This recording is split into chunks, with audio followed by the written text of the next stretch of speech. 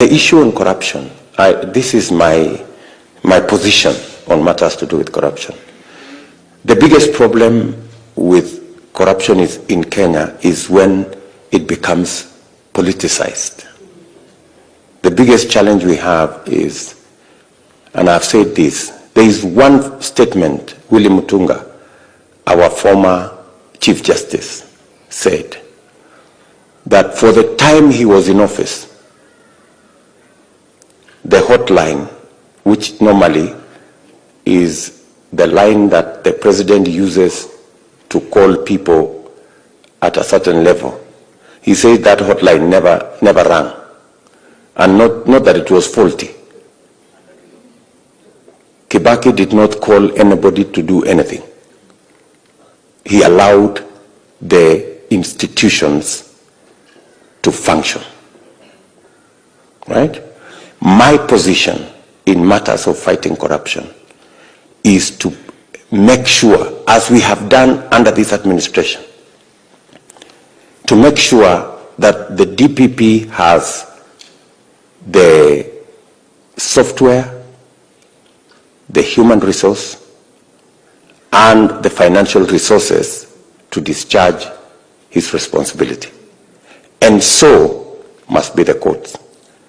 Today, the courts, and I said this in Bomas when we had this BBI thing, today we have a judiciary fund that has never been operationalized. And judiciary gets 40% of the money it is supposed to get for them to discharge their responsibility. The judiciary, in accordance with the law, is supposed to get 2.5% of our budget. They get less than 1%. And with a judiciary undermined that far, it becomes very difficult to fight corruption. Right? We put a lot of resources in the investigative agencies. My position is that the fight against corruption will succeed when we capacitate all the institutions charged with fighting corruption and we remove politics from it.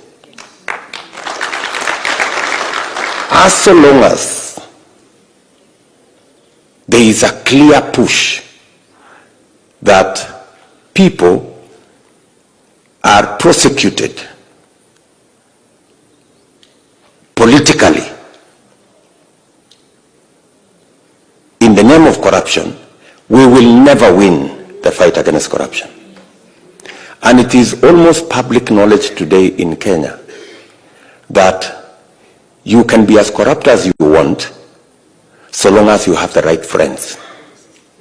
As long as you are not a friend of William Ruto, you can be, as long as you don't associate with William Ruto, you can steal anything you want.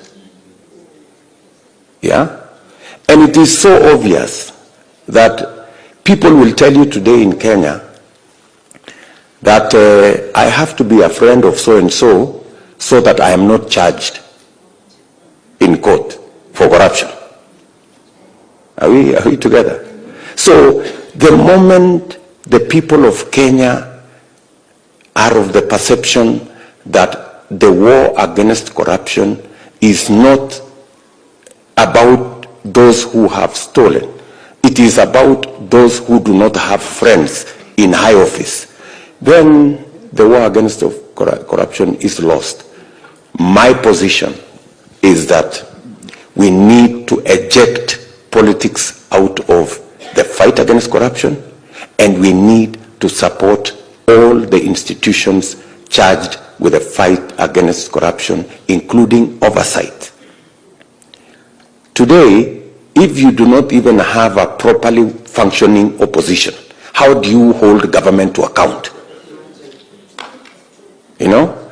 If all efforts are being made to recruit the opposition into government so that they shut up whenever wrong things are going on, that's going the complete wrong direction. That's why my position is we should have institutions, oversight institutions, whether it is the opposition, whether it is the committees in Parliament, whether it is the office of the DCI, the EACC, and the only instruction they should have is not from any politician, but from the law.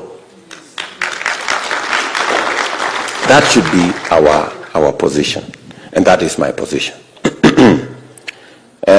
On the issue of the health plan we have, I think you are 3-4 steps ahead of us.